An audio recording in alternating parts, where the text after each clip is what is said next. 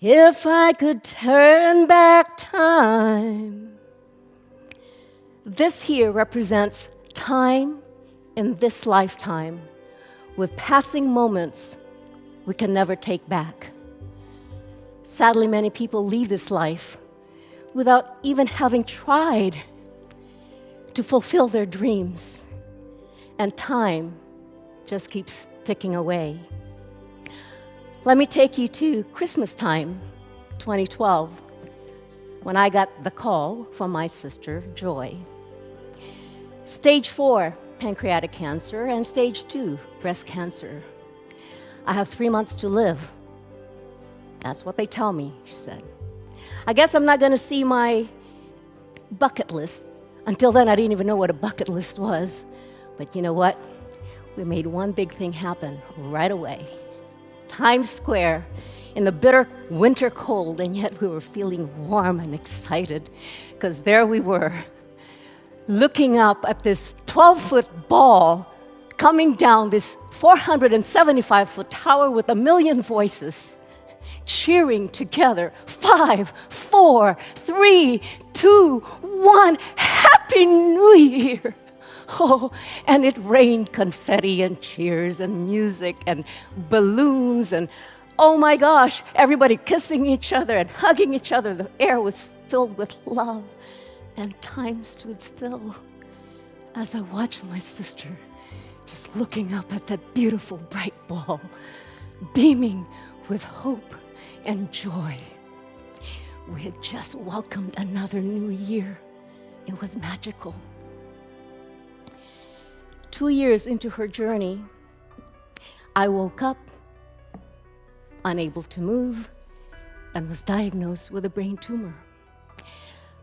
I decided not to have surgery and focus on being a caregiver and preparing to be an empty nester as my daughter was getting ready for college. I also decided to volunteer and do something creative, filmmaking. To my surprise, I was invited to audition and was offered the lead role in a short film. Now, it had been 25 years since I was in that scene. I thought that was pretty cool, right? But I couldn't leave my sister. That would be selfish, shameful, sinful, right? And she leans over, she kind of scoots over and whispers in my ear. She says, "Why not, Pat? What's there to think about? Follow your destiny." Joy convinced me to embrace life, do the film for me, for her, and reminded me we had lost a brother at age 18 to brain cancer, and another brother and a sister suddenly passed away in their early 50s. The future is promised to no one. Against all odds, our miracle girl, as the doctors would call her, survived 4 years beyond that 3-month sentence. And her time was up in 2017, and by the grace of God, she must have taken my tumor with her because my next MRI indicated it was undetectable. You know, the first act of life is when we're navigating and learning the skills to find our way through life. The second act is all about our career, making a living, marriage, kids, our family.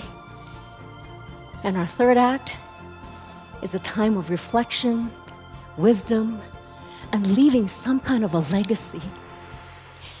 I'm in my third act.